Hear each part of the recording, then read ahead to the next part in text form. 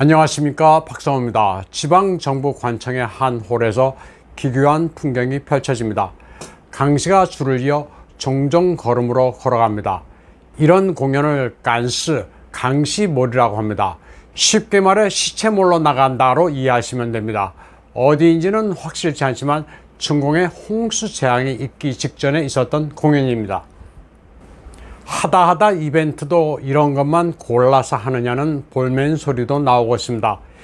2020년 6월 허난성 정저우의 번화가 쇼핑몰에서 이승의 기억을 지워준다는 황천길 음료 맹파탕 시음 행사가 성황을 이루기도 했습니다. 맹파탕은 최근 전염병의 진원지로 지목받고 있는 후난성 장자재 축제에도 등장한 것으로 알려지고 있습니다. 과학적인 근거는 없지만 이런 음산하고 기괴한 행사가 나라의 재앙을 불러일으킨 것 아니냐는 여론도 상당합니다. 다음 소식입니다. 간성 란저우 용징현에 있는 사찰 홍성사에서 난리가 났습니다. 중공이 이 절을 폐쇄하고 승려들을 환속시킨다고 해서 소란이 벌어지고 있습니다. 이 사찰은 원세조 쿠빌라이 때 지어진 전성기 때 승려가 3,000명에 달했다고 하는 큰 절입니다. 홍성사는 티베트 불교의 전통을 가지고 있는데 꽤 부자 사찰로 알려져 있습니다. 승려와 비구니가 주저앉아 통곡하고 있습니다. 다음 소식입니다. 타이완의 아미적 역도 선수 워싱춘이 첫 금메달을 딴 데 이어 배드민턴 복식조가 7월 31일 두 번째 금메달을 획득했습니다. 리 양과 왕칠인 두 타이완 선수는 중공팀을 격파하고 시상대에 올랐습니다. 차이니스 타이페이 깃발이 올라가는 가운데 국기가가 연주됩니다. 타이완 팀에 진 중공 선수들은 은메달 시상대에 서 있습니다. 그런데 국기가가 연주되는 순간 중공은 황당한 일을 저질렀습니다. 중공 관영 CCTV가 방송 송출을 중단했습니다. 자국 선수가 패배해 차이니스 타이페이 깃발이 올라가고 국기가가 연주되는 것을 보기 싫었던 겁니다. 갑자기 중계 방송이 중단되자 중공 네티즌들은 어리둥절했습니다. 타이완 팀이 이기면 어떤 국가가 연주되는지 듣고 싶다는 반응부터 자국 선수가 은메달을 수상하는 장면도 보지 못하게 하는 게 말이 되느냐는 격앙된 반응도 있었습니다. 그런가 하면 CCTV가 이 장면을 내보내면 시진핑이 뒷목을 잡게 되니 이해하자는 의견도 있었습니다. 중국 공산당에 있어서 은메달은 메달이 아닌 셈입니다. 왕치린과 리양조가 중공팀을 격파하고 금메달이 확정되는 순간입니다. 리양의 고향인 진먼다오는 흥분의 도가니가 됐습니다. 중공 푸젠성 샤먼과 지척으로 타이완의 최전방섬 진먼의 주민들은 뭐라 형언할 수 없는 감격에 휩싸였습니다. 배드민턴으로 금메달을 딴 것은 타이완 최초인데다 중공을 꺾었기 때문입니다. 진먼현은 이 고장 출신인 리양 선수에게 472만 타이완 달러, 한화 1억 9천여만 원을 상금으로 주기로 했습니다. 또 리양 선수의 쾌거를 기념하는 술도 출시하기로 했습니다. 진먼은 고량주로 유명한 고장입니다. 진먼다오는 한국어 발음으로는 금문도입니다. 진먼은 킨먼이라고도 합니다. 영어로는 쾌모이라고 합니다. 진먼도는 본섬과 이보다 작은 샤오진먼 등 섬이 두 개입니다. 타이완 해협 건너에 있는 타이완 본섬과는 거리가 꽤 되고 오히려 중공 본토 푸젠성이 아주 가깝습니다. 진먼다오는 장개석의 국민당 정부와 중공 모택동이 격전을 치렀던 지역이기도 합니다. 1958년에 모택동은 이 섬을 점령하기 위해 수만 발의 포탄을 쐈습니다.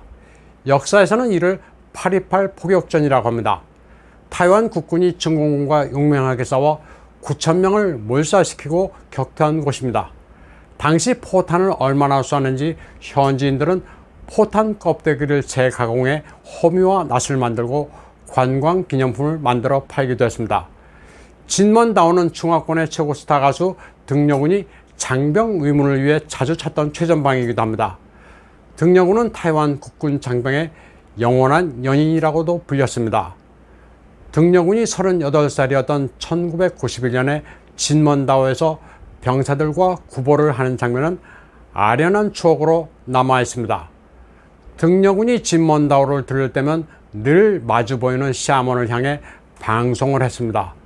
대륙의 동포들도 타이완 사람처럼 자유와 민주주의를 획득하기를 바란다고 말했습니다. 진먼은 관광 수입으로 먹고 사는 낙도인데 반해 바로 지척인 중공 푸젠성 샤먼은 외관적으로 상당히 화려합니다. 중공이 자국이 타이완보다 경제력이 강하다는 것을 과시하기 위해 스카이스크래퍼를 집중적으로 건설했습니다. 진먼의 주민들에게 중공의 체제가 우월하다는 심의전을 벌이기 위한 일종의 쇼케이스이기도 합니다. 그래서 밤에는 고층 빌딩에 네온 사인을 일제히 켜고 화려함을 과시하기도 합니다. 이런 중공을 진먼다오 출신의 선수가 이겼으니 자부심을 가질 만도 합니다. 그런데 진먼현이 이 고장 출신인 리양 선수에게 472만 타이완 달러, 한화 1억 9천여만 원을 상금으로 주기로 하자 같이 금메달을 딴 왕치린 선수의 입장이 곤란해질 수 있다면서 같은 금액을 쾌척하겠다는 사업가가 나타났습니다.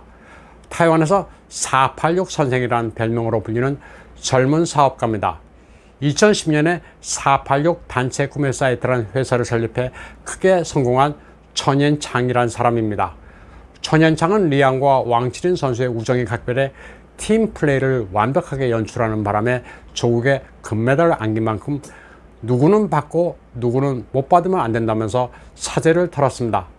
금메달도 금메달이지만 젊은 사업가의 이런 모습에 타이완 사람들은 다시 한번 감격했습니다. 다음 소식입니다.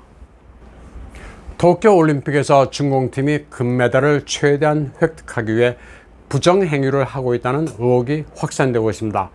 우선 49kg급에서 금메달을 딴 중공의 여자 역도선수 허우쯔 후이부터 뭔가 이상하다는 여론이 일고 있습니다. 외모가 여성으로 보기에는 좀 이상하다는 겁니다. 농구 선수 역시 남자가 여장을 한 게 아니냐는 의혹이 일고 있습니다. 아무리 봐도 여성이라고 보기에는 상당히 이상합니다. 중공 후난성 출신의 여성 육상 선수 라오멍 슈에와 통정환도 체형으로 보나 목소리로 보나 남성의 특징이 짙다는 의혹이 2019년부터 제기된 적이 있습니다. 이들은 중국 내에서 올림픽 출전 선수를 선발하는 경기에서부터 화제를 모았습니다. 중국 내 네티즌들도 이들이 여자가 맞느냐면서 의혹을 제기했습니다. 이들 여성 선수는 가짜거나 아니면 체력 증강을 위해 오랫동안 남성 호르몬 주사를 맞았을 가능성이 제기되고 있습니다. 중공은 국제 무대에서 금메달을 많이 획득해 공산당 통치의 정통성을 강조하려 하기 때문에 수단 방법을 가리지 않고 있습니다. 남자 체조에서 일본의 하시모토 다에키 선수가 중공의 샤오로텅을 이기고 금메달을 차지하자 중공 관영 환구시보가 심사위원이 편파적이라고 비난했습니다. 그러자 중공의 샤오펀홍들도 이에 가세했습니다. 심지어는 인신공격까지 해가면서 일본은 피바다 같은 원수 나라임을 기억해야 한다고도 했습니다. 그러자 국제체조연맹이 나서서 판정에는 문제가 없다고 했지만 중공은 막무가내였습니다. 중공 네티즌들은 방화벽까지 넘어 하시모토 선수의 인스타그램까지 몰려와 가짜 챔피언이라고 인신공격을 가했습니다. 히로시마 원자탄 사진까지 게재해가면서 일본의 수치라고 비난하는 등 공격 수위가 보통이 아니었습니다. 이에 앞서 탁구에서 미즈타니 준과 이토 미마조가 근소한 차이로 중공팀을 격파하자 중공의 샤오펀홍은 이때도 미친듯이 반칙을 했다고 비난을 퍼부었습니다. 미즈타니는 트위터에서 해도 너무한다고 중공 샤오펀홍들의 행태를 밝혔습니다. 나가 죽으라는 입에 담을 수도 없는 공격을 했다고 말했습니다. 이토 미마도 자신의 웨이버 계정에 인신공격성 비난이 쇄도해 견딜 수가 없다면서 계정을 폐쇄했습니다. 일본 사회 전체가 중공의 이 같은 행태에 분노했습니다. 정부도 나섰습니다. 7월 29일 내각 관방장관 가토 가츠노부는 정부로서도 어떠한 혐오 행위를 인정할 수 없으며 이는 올림픽 정신에 위배된다는 의견을 밝혔습니다. 이에 대해 도쿄대학의 중국 문제 전문가 아코 도모코는 적지 않은 일본인들이 중국 네티즌의 행태에 분노를 느끼고 있다고 말했습니다.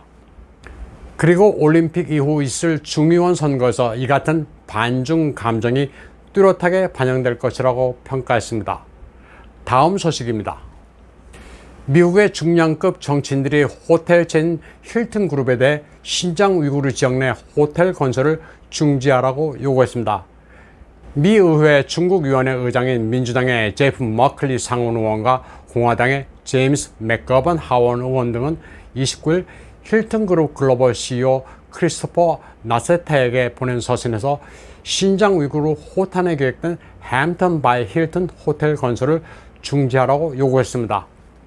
힐튼 그룹이 구상하고 있는 햄튼 바이 힐튼은 2018년 중공 당국이 없애버린 무슬림 사원 부지의 건설을 추진하고 있습니다.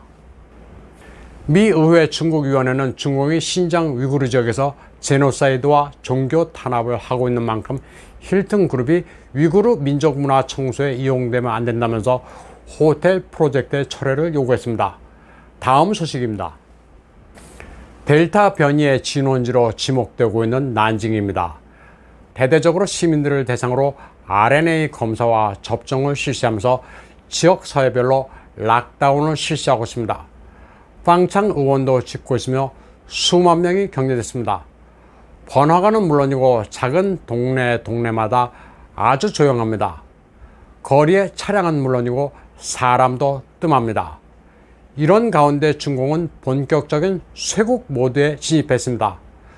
중공 국가이민관리국은 7월 30일 기자회견을 통해 2021년 상반기 여권 발급량을 98% 줄였다고 밝혔습니다.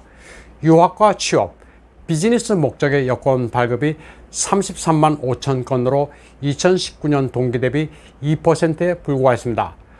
중공 당국은 방역 때문이라고 했지만 이는 구실에 불과합니다.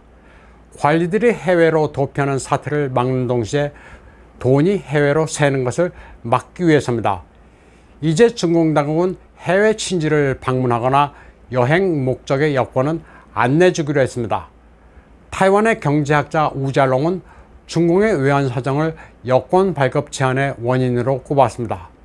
중공 중앙은행의 외환 보유고는 3조 2천억 달러로 여기서 2조 4천억 달러의 채무를 제외하면 8천억 달러밖에 안 되고 여기서 다시 외국 자본 투자를 감안하면 4천억 달러 정도가 가용 외환이라고 지적했습니다.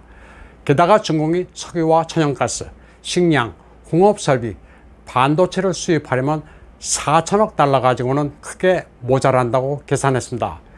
여기에다 전 세계가 중공에 대해 치를 떨고 있는 상황에서 정보 통제 목적도 있습니다. 15억이라는 중공 인구 가운데 여권 소유자는 2천만 명이 훨씬 넘는 것으로 알려져 있습니다. 전체 인구로 보면 극히 일부분이지만 이 숫자를 가지고 중공은 관광객을 무기로 여러 나라를 압박해 왔습니다. 그러나 이제 그런 시대는 확실히 갔습니다. 세계 어디에서도 환영받지 못하는 중공인들은 자국이 나라 문을 걸어 잠그는 바람에 이제 해외에 나갈 수도 없게 됐습니다. 오늘 방송은 여기까지 하겠습니다. 시청해주신 여러분 감사합니다.